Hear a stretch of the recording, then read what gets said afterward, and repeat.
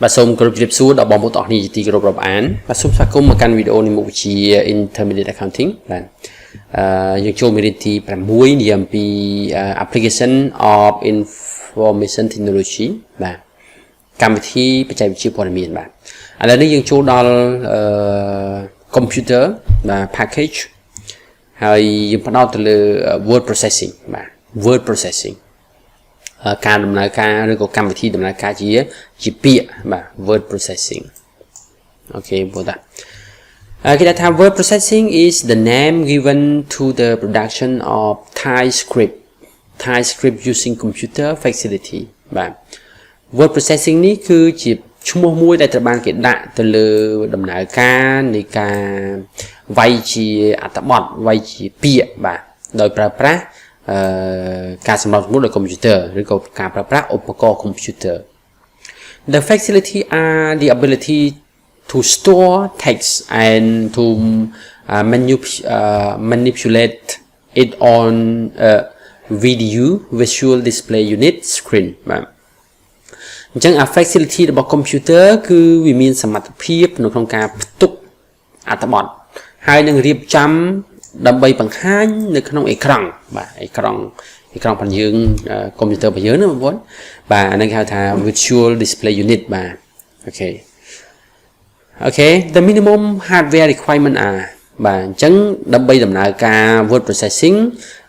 កុំព្យូទ័ររបស់យើងត្រូវមានផ្នែករឹងហ្នឹងមានន័យថា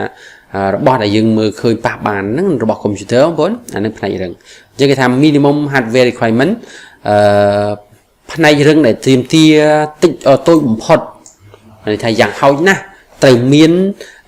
ផ្នែករឹងរបស់កុំព្យូទ័រហ្នឹងប្រព័ន្ធដែលគេតម្រូវការនេះយ៉ាងហោចណាស់អញ្ចឹងបើធំជាងហ្នឹងល្អបើទូជាងហ្នឹងអត់បានទេអូខេតោះយើងមើលណា Word processing developed to overcome some of the problem of using Thai writer for the production of Thai script អូខេអញ្ចឹងគេថា word processing នេះត្រូវបានគេអភិវឌ្ឍដើម្បីដោះស្រាយបាទដើម្បីដោះស្រាយទៅលើបញ្ហាដែលយើងធ្លាប់ប្រើប្រាស់អង់គ្លេសលេខបាទអង់គ្លេសលេខ Thai writer ការអង់គ្លេសលេខវាយទាញមកกระดาษចេញមកយកទៅវាយហើយលុបអត់កើតហើយញ៉ៃហ្នឹងណាបាទឥឡូវនេះគឺគេប្រើ word processing ហ្នឹងជំនួសឲ្យ Thai writer ហ្នឹងបាទអញ្ចឹងដើម្បីឲ្យមានឲ្យប្រើដំណើរការនៃកម្មវិធីបានយើងមានរឿងរ៉ាវដូចតទៅនេះបងប្អូនមានទី1មានអេក្រង់និង keyboard បាទអេក្រង់ហើយនិង keyboard សម្រាប់ធ្វើការវាយអត្ថបទអូខេទី1ទី2ត្រូវមាន processor ត្រូវមាន CPU របស់វាបាទអញ្ចឹងកុំព្យូទ័រមួយគឺមានអង្គដំណើរការហ្នឹង processor ហ្នឹងគឺអាស្រ័យទៅតាមកុំព្យូទ័រដែលយើងទិញបាទឥឡូវនេះគឺយើងមានជា processor ជា CPU របស់ក្រុមហ៊ុន Intel ដែលគេនិយមបាទដែលគេនិយមហើយក៏ការពី Intel ក៏គេប្រើដែរដូចជា AMD អីក៏គេប្រើដែរបងប្អូនប៉ុន្តែ Intel នេះគឺល្បីជាងគេដែលបច្ចុប្បន្នគេ develop ដល់ចំនួនទី9ហើយបាទចំនួនទី9ចំនួនទី10អីខ្ញុំតាមមិនទាន់ផងបាទដូចជាកុំព្យូទ័រដែលខ្ញុំកំពុងប្រើនេះគឺចំនួនទី7បាទចំនួនទី7អញ្ចឹងឲ្យបងប្អូនអាចមើល processor នឹងបន្តិចក៏បានបាទអូខេ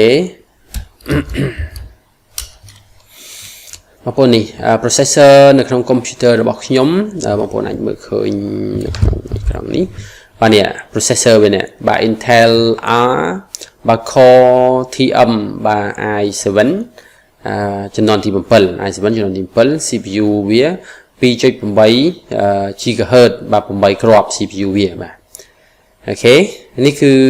processor ដែលយើងត្រូវការប្រើប្រាស់បាទអញ្ចឹងត្រូវមាន processor ហ្នឹងដើម្បីដំណើរការប្រព័ន្ធ word processing បានបាទបន្តមកទៀត hard drive បាទ hard drive នេះគឺ hard disk ដែលយើងត្រូវផ្ទុកទិន្នន័យបាទទិន្នន័យកាលពីហ្នឹងយើងត្រូវការ printer បាទ printer នៅខាងក្រៅបាទ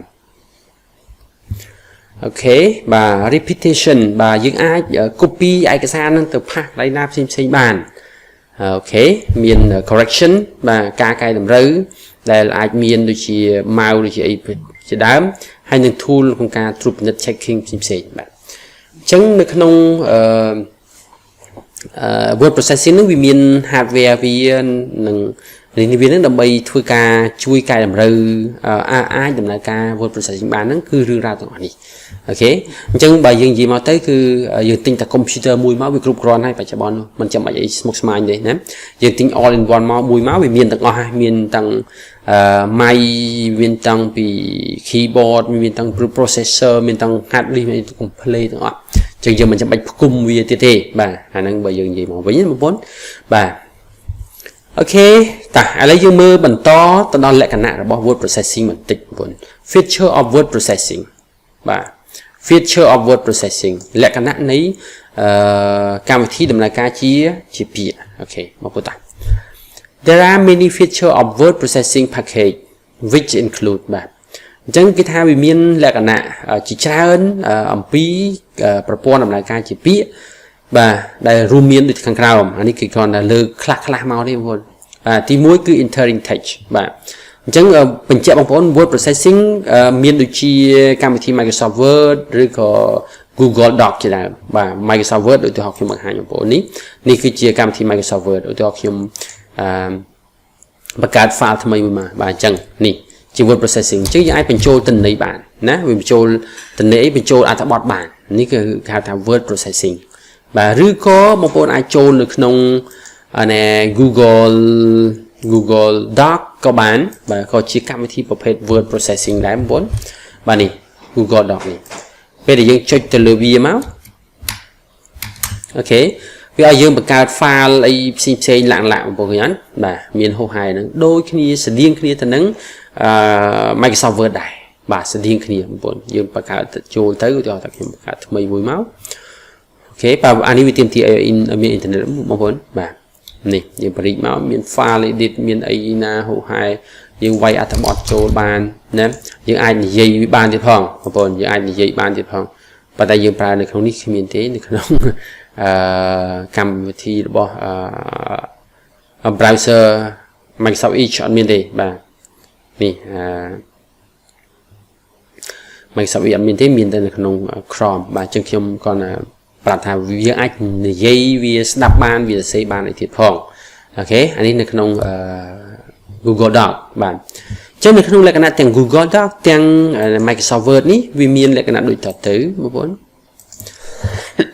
ទី1អាចបញ្ចូលទិន្នន័យបានមកបញ្ចូលទិន្នន័យទៀតណាបញ្ចូលអត្ថបទបាទ entering the text អូខេទី2អាចផ្ទុកអត្ថបទនោះបាន storing text អាចទុកនៅក្នុងនឹងយើង save ទុកបានបន្ទាប់មក retrieve text បាទ retrieving text បាទអាចទាញយកអត្ថបទនេះយកមកប្រើបាន copy បានអីឡាក់បាទ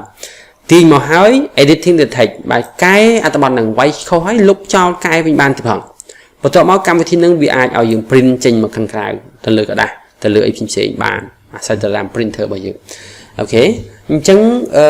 លក្ខណៈរបស់ word processing ហ្នឹងគឺគោលបំណងធំរបស់វាគឺបញ្ចូលអត្ថបទប៉ុន្តែឥឡូវនេះ word processing វាមានលក្ខណៈល្អជាងហ្នឹងវាអាចបញ្ចូលជារូបភាពវាអាចបញ្ចូលជាអីផ្សេងតារាងអីcomplete តែម្ដង complete តែម្ដងអញ្ចឹងវាមានរឿងច្រើនដែលword processing មានបាទតែនេះគេគាត់ឧទាហរណ៍នៅចំណុចសំខាន់ដែលជំនួសកាលពីមុនមក typewriter នឹងធ្វើបានប៉ុណ្ណឹងហើយ word processing បង្កើតមកជំនួសអាហ្នឹងហើយវាល្អជាងដោយសារវាអាចទាញយកអត្ថបទដែលវាយមកហើយហ្នឹងមកកែបានអីបានឡាក់បាទអាហ្នឹងគេហៅថា word processing អូខេបាទអញ្ចឹងនៅក្នុង computer ហ្នឹងវាមានដំណើរការជា word អញ្ចឹងហើយបងប្អូនក៏ធ្លាប់ប្រើដែរប្រហែលបាទ Microsoft Word ឬក៏ Google Doc នេះបាទអញ្ចឹងខ្ញុំសូមបញ្ចប់វីដេអូប៉ុណ្ណេះសិនហើយសង្ឃឹមថាបងប្អូនទាំងគ្នានឹងយល់បាទអំពីរឿងនេះហើយបើសិនជាបងប្អូនចង់សិក្សាបន្ថែមបងប្អូនអាច research បន្ថែមទាក់ទងជាមួយនឹងកម្មវិធី Microsoft Word ឬក៏ Google Doc នេះបន្ថែមទៅចុះបាទអូខេអញ្ចឹងវីដេអូនេះខ្ញុំសូមបញ្ចប់ប៉ុណ្ណេះសូមអរគុណច្រើនបាទសូមជម្រាបលា